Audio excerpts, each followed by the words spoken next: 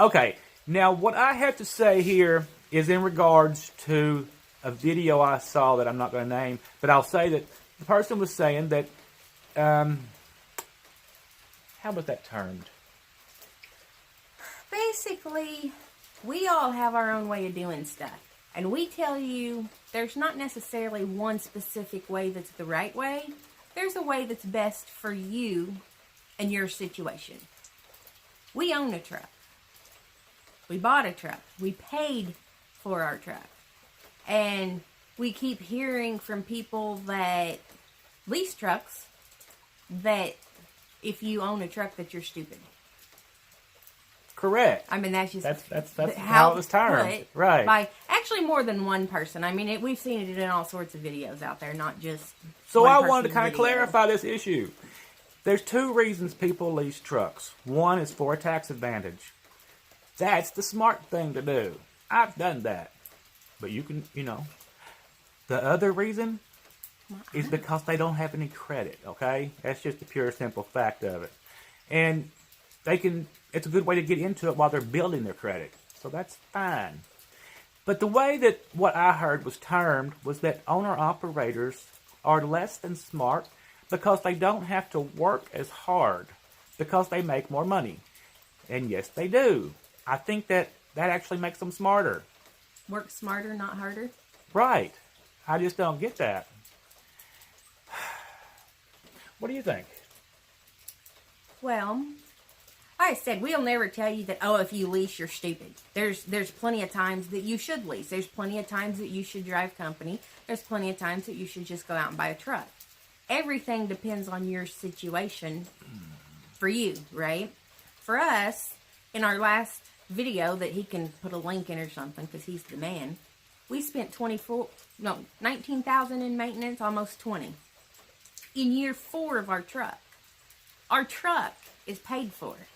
So in year 5 of our truck, say we spend $20,000 in maintenance. We probably won't, but we'll just say that we do. In year 5 of a lease, because most of them are at least 5 years, ain't they?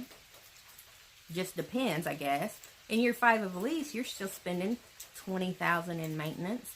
And if they're spending about 4 in maintenance, but they're spending $52,000 in payments. That's a big difference in the monies. The only kind of leases that I have ever done are leases that are set up as a purchase. It may say lease for a tax reason, but I'm still paying market value for a truck plus 6% interest. That's more like a bank than a lease, and that's how those are the only leases I have done. Like when we leased at Henderson, it was exactly like that. When Henderson became Prime, I would not work there. Prime is a great example of the lease situation because when companies originally became a trucking company, they was one man usually, or 2 or 3, but they were owner-operators that decided to buy a few trucks, not lease. They bought some trucks and put drivers in those trucks, and they ran those trucks. Then leasing was a new thing back then, right? For them too. It became a tax advantage for them to lease once you trucks. have so much money. Right. In the beginning, not when you're broke. It wasn't a feasible plan. But when it became an option for a business model, it was because you write off every dollar on a lease.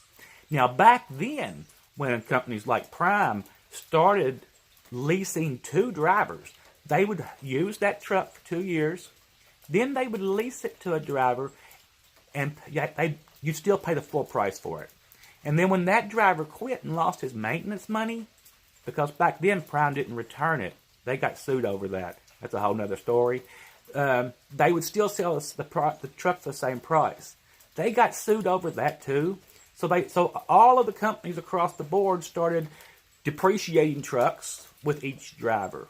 And that was more fair. But they're still at a hell of a markup, right? Oh, yeah. I mean, $24,000 for our truck. My truck pulls anything that anybody else's will. It makes as much or has the potential to make as much money as anybody else's does. Whether you paid $24,000 like I did or $100,000 or $224,000. We paid $24,000 for our truck. My buddy went and got a 660 Kenworth same year, and his payout on his lease is $120,000. So we just put $96,000 more in our pocket that he's making in truck payments. Right. And in a way, no matter how you cut it, maintenance isn't going to be as much as the truck payment that you're paying over that entire time. Unless you have a limit of a truck that you just need to sell. That's right. But if it's only a $25,000 truck, $24,000, it don't matter. It doesn't. If it's $124,000, then you got a problem because if a lot you of people take can't the even two want to buy same that. trucks, if you start out with a lease truck and I start out with one that I paid for, and we drive side by side across this great country, and we make the same money, who has more money at the end because of the lease payments? We both got fuel mileage. We both hauled, 80,000 or whatever we was hauling. Yeah, if you were hauling the same thing, getting paid the exact same amount, the guy that paid $24,000 for his truck versus $124,000 at the end of the year is going to have more money that would maybe not in his pocket, but that went into his bank account than the guy that's getting the lease payments taken out the whole time. Sometimes you do got to cut your losses on a truck. If you have a bum truck, God bless TB because he's had some bad trucks, I feel like, and you got to cut them, let them go. But if you got that kind of money, you can drop an engine in a truck for very readily. Now, I've done it. With that being said, everybody's path is different, right? Everybody knows we're over at Southern Pride. 98%, 99% of all the big trucks that are in our videos are trucks at Southern Pride. Nobody over here leases their truck. Everybody over here owns their truck or is buying their truck through a bank or something. There's no leases. And these people fix their trucks. If these people with big 210-inch, 220-inch bunks, if something happens, they put a new motor in it. They don't throw it away. They take off work for a month. They take off work for a month or 2 months. They drop a motor in it. They fix what needs fixed, and they put that thing back out on the road, and they drive on. They got big trucks. I mean, yeah, anybody can argue that they're doing it wrong. Look at what they're driving. Are they really doing it wrong? And I'm not trying to start any YouTube beefs with anyone that may have a different opinion, because I know my opinion's right. But they can still think theirs is right too. Right, depending, and people have different options. If you have health problems, your wife has health problems, you got some sort of ongoing medical condition, you need to be a company driver and have insurance. That's a perfect reason. Sometimes people shouldn't own a truck because of family conditions and whatever's going on at the home front. Yeah, so, I mean, we're not saying go out and buy a truck. We're just saying if you do. And that is would be a good reason to lease if maybe you just want to learn how it works or something like that, and see maybe you don't want to buy a truck, but for that kind of reason. But in the long term, if you're going to be a truck driver, that's how you make money. Right, and just because that guy that's leasing, or a guy that's leasing and tells you this is the way it is, a lot of people are biased as my way's right and your way's wrong. There's lots of reasons to do different things. Like credit scores, You may not be able to flat out buy, period. So there's nothing wrong with leasing, but there's also no reason to tell us that we're wrong for owning because we're not. And I've done a lease fleet before. In 2009, I leased 3 trucks and put drivers in them. The profit margins were very slim. I mean, they were just terrible. As these people are learning that it takes 5 to 10 trucks if you're going to lease to make any profits. And they're dismal profits at that. I mean, when you own the truck, some of these guys are making in a month with 5 or 6 trucks what we make in 2 weeks. Well,